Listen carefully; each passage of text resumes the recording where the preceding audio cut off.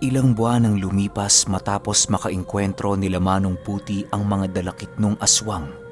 Nakabili na sila ng mga modernong kagamitan na maaari nilang magamit sa kanilang mga susunod na misyon. Naghanap na din sila noon ng kanilang makakasama upang mapuna ng dalawang nalagas sa kanila. Kahit mahirap gawin ang ganoong desisyon, wala silang magagawa kung hindi ang humanap ng mga bagong taong mapagkakatiwalaan. Mas pinili nila noong kunin ang mga taong medyo malapit na sa kanila para naman kahit papaano hindi maging mahirap sa kanilang pagkatiwalaan ito. Isang araw, habang naglalakad sila Manong Buti sa kahabaan ng Maynila, bigla naman silang nakasalubong ng isang taong mambubuko. Sa itsura ng kasuotan nito, mapaghahalataan mo itong galing sa napakalayong probinsya. Dahil sa maawaing tao itong si Manong Buti, agad naman niyang nilapitan ang lalaki at bumili ng 2 buko. "Manong, taga saan ho kayo? Madalang ho kasi akong makahanap ng mambubuko sa kahabaan ng daan na to eh." Tanong ni Manong Buti. Tagapagudpud ho ako. Bago lang ho ako sa Maynila. Kailangan ko ho kasing makipagsapalaran para sa aking anak na may sakit. Sagot naman ng lalaki. Kasabay ng pagwika nito, ay siya namang pagbigay sa kanya ni Manong Buti ng tulong habang patuloy na pinakikinggan ang kanyang istorya. Sa pagpapatuloy ng kanilang pag-uusap, doon nalaman ni Manong Buti ang karamdamang iniinda ng anak nito. Ayon sa matanda, nabihag umano ang kalahating katawan nito ng mga kataw noong minsan yung sumisid sa karagatan ng pagudpod. Maliban sa mga kataw, paulit-ulit din itong ginagambala ng mga aswang na nakatira lamang sa kanilang baryo. Upang mailigtas yon ng mambubuko, ninais na lamang niyang ilayo sa pagudpod ang kanyang buong pamilya. Bagamat ligtas na sila sa mga kamay ng mga demonyo, hindi pa rin sila gaanong ligtas sa lugar ng Maynila. Napagtanto kasi noon ng mambubuko na kung hindi siya gagawa ng kahit na anong trabaho, hindi magkakaroon ng laman ng kanilang mga sikmura. Inilahad din noon ng mambubuko ang sikreto ng pagudpod ukol sa isang nakabaong kayamanan. Yon ang naging rason ng pamilya nito kung bakit paulit-ulit nilang sinisisid ang karagatan hanggang sa tuluyan na ngang nakuha ang isa sa kanilang anak. Matapos itong marinig ni Manong Buti, mas lalo pang tumaas noon ang kanyang pagmamalabis na puntahan ng probinsya ng lalaki. Imbis na may tutunguhin sila noong importanteng tao, ipinagpaliban na muna ito ni Manong Buti upang bumisita sa bahay ng lalaki. Binigyan niya din ito ng karagdagang salapi nang sa gayoy hindi ito mag-alangang magkwento sa kanya ukol sa nakalibing na kayamanan. Sa pagdating nila sa bahay ng mambubuko, agad namang bumungad sa kanya ang 5 anak nito na purong menor de edad. Ang asawa naman nito ay halos napakatanda na ng itsura dahil sa napakaraming ginagawa nitong trabaho. Naglalabandera din yon sa kanilang lugar para lamang madagdagan ang kinikita nilang dalawa. Pagpasok naman nila noon sa bahay, agad namang bumungad sa kanila ang panganay na anak nitong halos hindi na makilala. Bukod sa butot balat na ang katawan nito, tanging paghinga na lamang ang bumubuhay sa kanya. Ni pagkurap ng mga mata nito ay paralisado na siyang nagpapahirap sa kanya kapag matutulog. Ipinakita din noon ng mambubuko ang paa ng kanyang anak na merong mga tumubong korales na kadalasang nakikita sa mga bahura. Dahil sa mga nasilayan noon nila Manong Buti, doon na sila tuluyang naniwala sa kwento ng lalaki. Matapos nilang mapag-usapan ng anak nito, tinalakay naman nila ang mga hawak nitong impormasyon sa eksaktong kinalalagyan ng kayamanan. Ginoong Buti, hindi ho basta-bastang makukuha ang kayamanang yun. Napakarami ho doong nagbabantay ng mga engkanto at iba pang uri ng mga nilalang. May isang tribo din doon ng mga aswang na kalimitang nakakalaban ng mga taong naghahanap ng kayamanan. Wika ng mambubuko.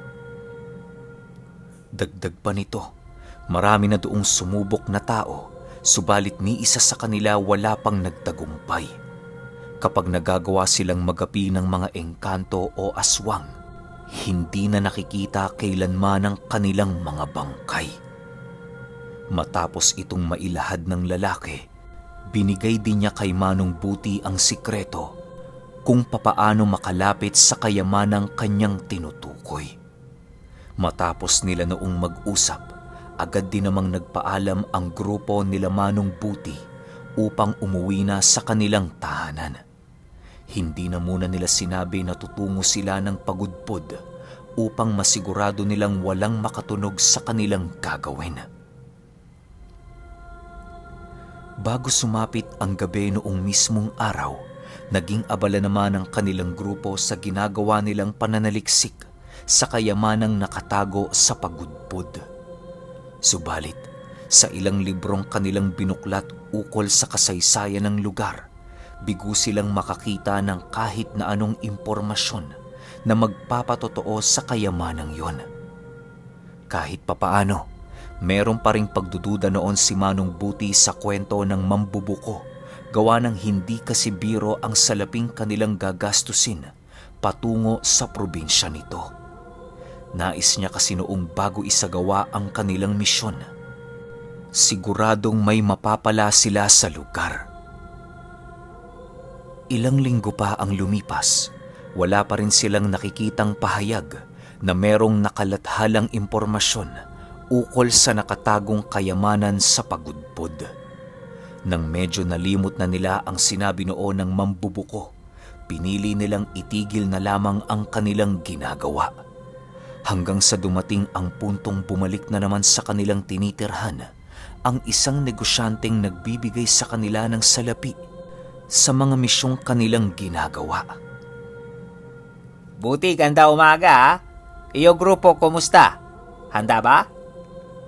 Tanong ng negosyante. Oo Ginoo. Nakahanda ho kami anumang oras. Bakit ho? May papahanap ho ba kayo? Sagot naman dito ni Manong Buti. Ako balita, inyo pinag-aralan kayamanan pagudpod ha? O sige, kung nais nyo talaga punta lugar na yon, bigay ako kagamitan at pila. Yun nga lang, tayo pantay-pantay sa hatian pag nakita nyo kayamanan ha? Sagot naman ng negosyante. Matapos nitong makapagwika, agad din naman itong inilahad kay Manong Buti ang eksaktong kaganapan at kwento sa lugar. Ayon sa kanya, na nag-umpisa ang usapin tungkol sa kayamanan noong merong dumaong sa dalampasigan ng pagudpod na isang galyon ng mga engkanto. Isang pamilya lamang ang nakakita sa galyon at sa mga nilalang na bumaba mula roon. Merong daladala ang mga itong dalawang baul na pinaniniwalaan ng karamihan na kayamanan. Ayon sa kwento, na matapos sumuot ang baul sa dalampasigan, biglang tumaas ang tubig dagat at kasabay nito ang paglaho ng galyon. Matapos itong masilayan ng pamilyang yon, pinili nilang manahimik upang masigurong ang kanilang pamilya lamang ang makikinabang sa kayamanan. Subalit, kahit anong gawin nila noon para lamang mahanap ang eksaktong kinaroroonan nito, bigo silang ito ay matagpuan. Sa paglipas ng bawat henerasyon ng kanilang pamilya, patuloy pa rin ang kanilang istorya tungkol sa dumaong na galyon at sa kayamanan nitong iniwan. Halos naging gawain na noon ng bawat pamilyang nakahanay sa angkan ng mga nakakita sa baul na ito ay hanapin sa pagbabakasakaling mabibigyan sila nito ng magandang buhay.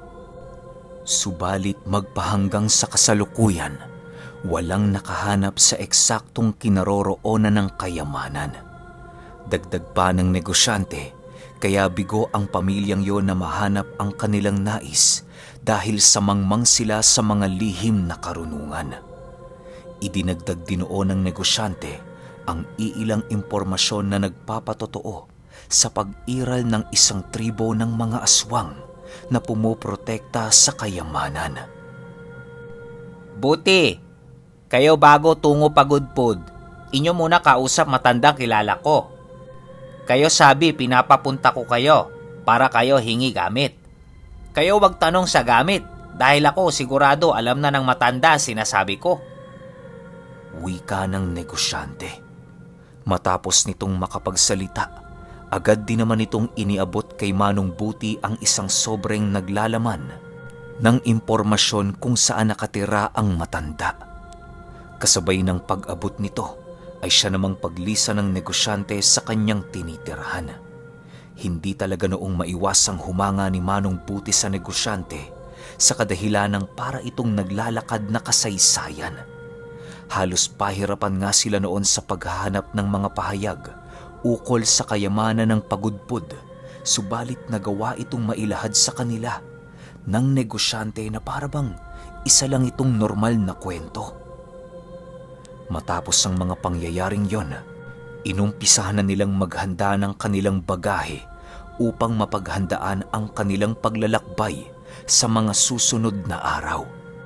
Bumili na din sila noon ng mga kagamitan na maaari nilang mapakinabangan sa oras ng panganib.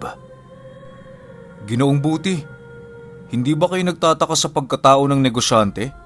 Para ho kasing napakarami niyang nalalaman tungkol sa iba't ibang kasaysayan ng mundo eh. Tanong ng isa niyang kasama. Matapos itong marinig ni Manong Buti, ay siya namang pagbalik ng kanyang alaala sa una nilang pagkikita ng negosyante. Ayon sa kanya, na nagawa lang naman niyang makilala ang negosyanteng yon sa hindi inaasahang pangyayari. Kusa lang kasi itong lumapit sa kanya noong mga panahong naghahanap siya ng isang dalubhasang albularyo sa Maynila. Ilang ulit siya nitong tinulungan hanggang sa dumating ang puntong nagawa na nitong makuha ang kanyang loob. Una siya nitong isinabak sa isang misyon kung saan kumuha sila ng dagta ng puno na nagiging diamante kapag nasisikatan ng araw. Nakainkwentro din noon sila Manong Buti ng isang kapreng sintikas ng kalabaw. Dahil sa mga pangyayaring kanyang nasaksihan, mas lalo pang nagnasa siya noong maglakbay upang tumuklas ng mga lihim ng mundo. Dahil sa pagmamahal niya noon sa kanyang ginagawa, kung kaya't tumagal ang kanilang pagkakakilala ng negosyanteng yon. Sa paglipas ng panahon ni Manong Buti, unti-unti na siyang nahahasa sa ganoong uri ng trabaho. Maniwala kayo o hindi, sa ilang misyong kanyang pinasukan na noon, hindi siya nagtaglay ng kahit na anong pangontra laban sa mga masasamang uri ng nilalang. Ang tanging baon niya lamang noon ay tapang at paniniwalang magagawa siyang mailigtas ng kanyang kinikilalang Panginoon sa anumang panganib. Nakakapanibago man kay Manong Buti ang magtaglay ng isang agimat, hindi na lamang niya ito pinapansin. Ilang oras pa ang lumipas, narating na nga ng grupo nila Manong Buti ang tahanan ng albularyo. Pagpasok nila sa bakuran ng tahanan nito, agad din naman silang nakilala ng albularyo na parabang inaasahan na nito ang kanilang pagtungo. Ikaw ba si Buti? Bungad na tanong ng albularyo. Oho, ako nga ho.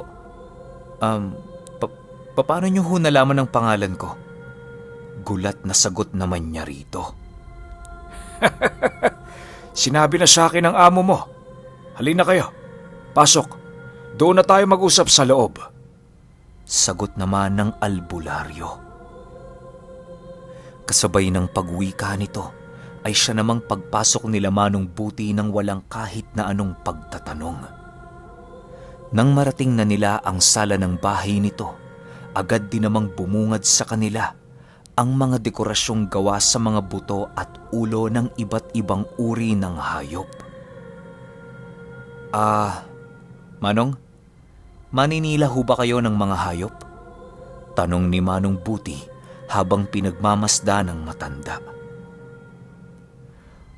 Iho. Noon Maninila. Ngayon albularyo na.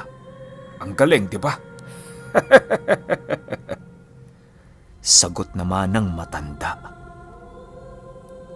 Kasabay ng pagwika nito ay ang paglapit naman nito sa kanilang kinaroroonan habang daladala ang isang kahon na merong takip na lumang puting tela. Hindi naman noon kumibo sila Manong Buti sa kadahilan ng ninais muna nilang makita ang nilalaman ng kahon. Alam kong alam nyo na ang nilalaman ng kahong ito. Bago ko muna ito sa inyo maipakita, nais kong ipaunawa sa inyo ang peligro na dulot ng inyong gagawin. Kung iisipin, isang simpleng baryo lamang ang tutunguhin yung lugar sa pagudpod. Pero bago kayo magpakakampante, nais kong ipaalam sa inyo na karamihan sa mga taong naninirahan doon manlalason. Mas mainam na magdala kayo ng sarili nyong mga pagkain at maiinom. Huwag na huwag din kayong makikipag-usap kahit kanino upang hindi kayo mausog ng mga demonyo. Tandaan ninyo, Buti, isang pagkakamali nyo lang doon, kamatayan ang ilan sa inyong kabayaran. Paliwanag ng albularyo. Kasabay ng pagwika nito ay siya namang mabilisan niyang pag-alis ng telang nakatakip sa kahong kanyang ipinakita. Pagtanggal ng takip na yon, pumungad sa pangkat nila Manong Buti ang iilang mga batong ginawang kwintas. Ibang-iba ang mga batong kanilang nakita sa kadahilan ng napakatitingkad ng kulay ng mga ito at merong makikinis na ibabaw. Ayon kay Manong Buti, na ang 3 sa mga kwintas na ipinakita sa kanila ng matanda ay gawa sa buto ng kung anumang uri ng hayop. May pangil din siya noong nakita na maaaring sa isang namatay na aso. Maya-maya pa, agad namang ipinaliwanag ng matanda sa kanila ang gamit ng mga agimat. Karamihan sa mga ito ay pangontra sa mga aswang at ang iilan naman ay pangontra sa mga elemento at mga nilalang na hindi gaanong nakikita.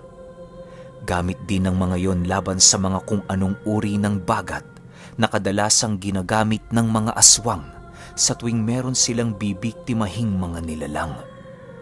Ilang oras pa ang lumipas, tuluyan na nga nilang nakuha ang mga gamit.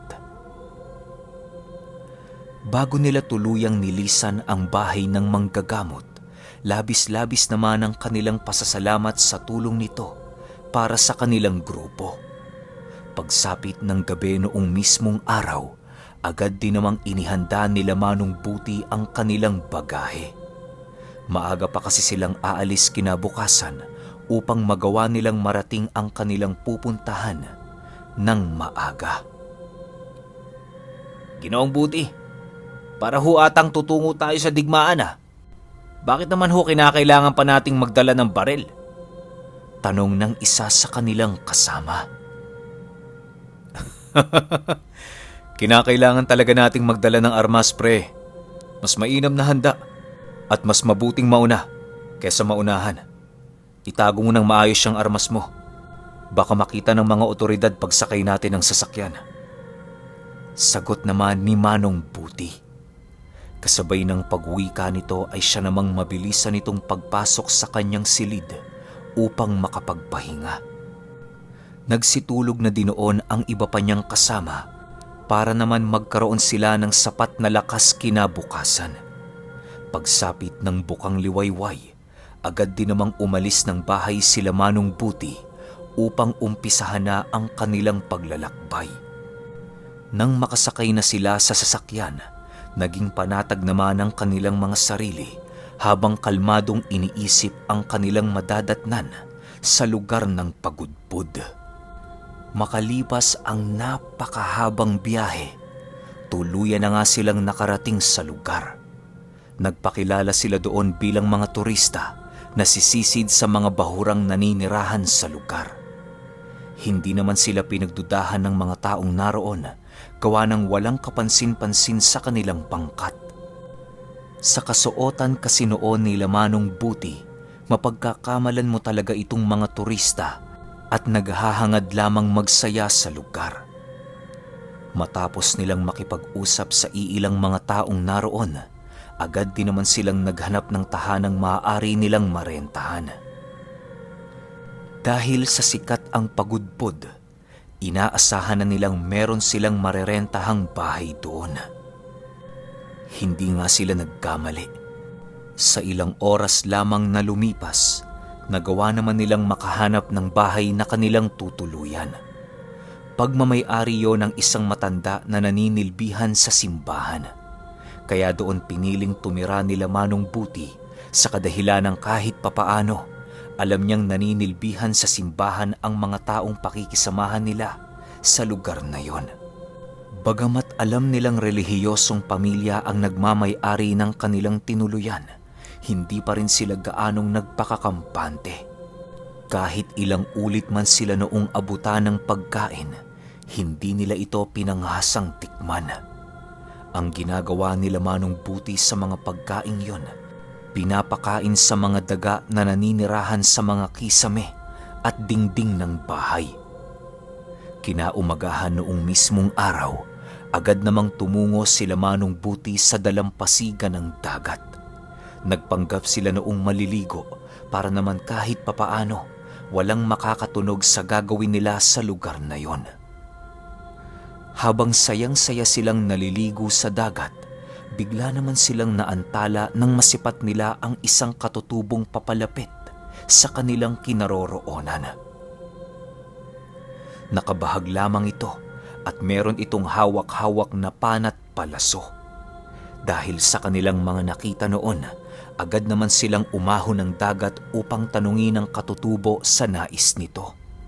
Paglapit nila Manong Buti, agad din namang nagsalita ng napakabilis ang katutubo na para bang meron itong nais ipahiwatig. Dahil sa hindi naman nila alam ang sinasabi nito, kung kaya't naging mahirap para sa kanila ang maunawaan ang katutubo.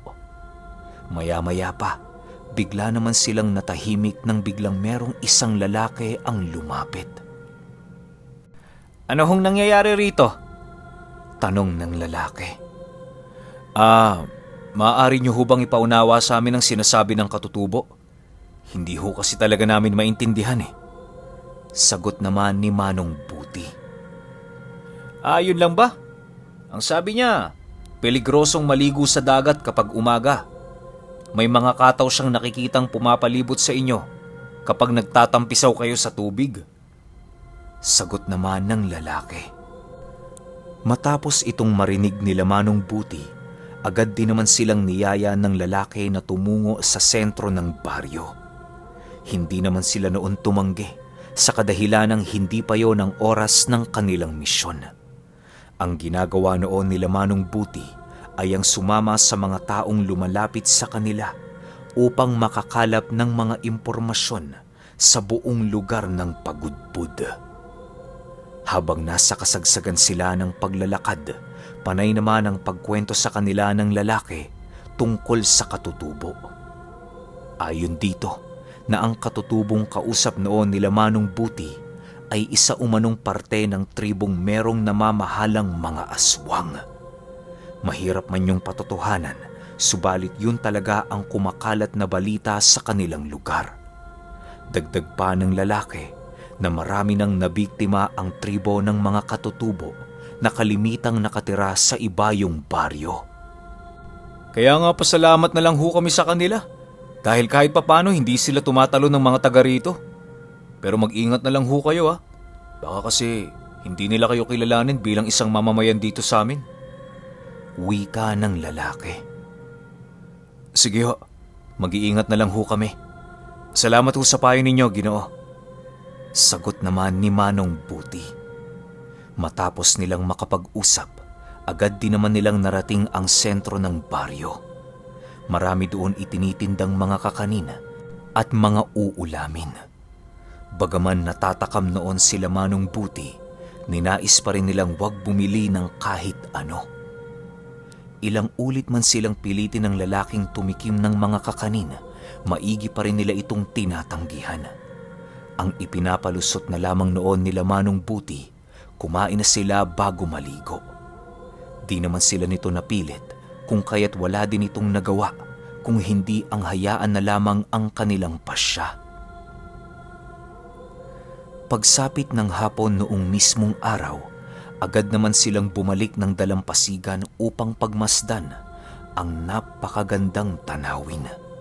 Kasabay ng pagmasid nila sa paglubog ng araw, ay siya namang pasimple nilang pagsilay sa tubig upang makakita ng kahit na anong bagay na bagong-bago sa kanilang paningin. Maya-maya pa, muli na namang naantala ang pangkat nila Manong Buti nang makasilay sila sa kanang bahagi ng kanilang kinaroroonan ng isang pulutong na mga katutubo. Ang iilan sa mga ito ay may daladalang sibat at ang iilan naman ay merong pasang-pasang karne ng hayop.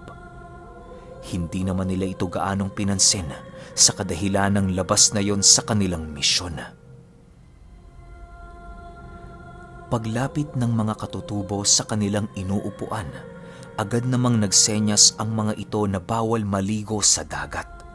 Tumangulang naman noon sila Manong Buti upang hindi na mas lalong humaba pa ang kanilang pag-uusap. Ilang minuto pa ang lumipas, muli na namang nabaling ang kanilang paningin sa isang babae na dahan-dahang dumaraan sa kanilang harapan. Pagsilay doon ni Manong Buti, halos hindi niya magawang mapigilan ang kanyang sarili na mapatingin sa napakagandang hubog ng katawan ng babae. Ang iilan nga noon sa kanyang mga kasama ay animoy hinuhubaran na ang dalaga sa kanilang mga paningin. Hoy, itigil nyo nga yan. Tandaan nyo, nandito tayo dahil sa isang bagay. Humanda kayo. Nakita ko na ang ating hinahanap. Bulong ni Manong Buti habang nakatingin sa malalim na parte ng dagat. Okay, grabe. Ang angas nitong Manong Buti. Isipin ninyo, doon pa lang sa negosyante, medyo kaduda-duda na eh. Tapos yung mga pinupuntahan pa nilang lugar, iba't iba. Ganito na lang gagawin ko para hindi tayo malito. Kasi, sabihin ko na lang sa inyo ng advance, sobrang daming napuntahan ni Manong Buti sa iba't ibang parte ng Pilipinas. So, ang gagawin ko, Manong Buti, tas kung anong part, tas sa close open parenthesis natin, nakalagay ko anong lugar.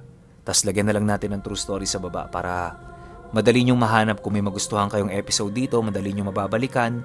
Kung meron kayong i-recommend sa kaibigan nyo na pakinggan tong episode na to, madali nyong malalaman. So, ganun ang gawin natin. Title na Manong Buti, tapos sa baba kung saang lugar naganap yung kwento niya. Para naman, hindi kayo malito. Simulan natin yun dito sa episode 2. Kaya pahintay ako sa episode 3, alam kong kapanapanabik na episode na naman to. Yun lang. Salamat.